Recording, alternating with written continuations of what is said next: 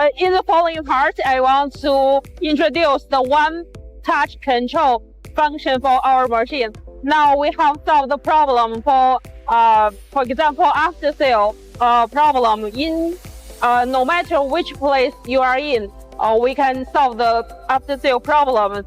But on the condition, you need to connect the following part.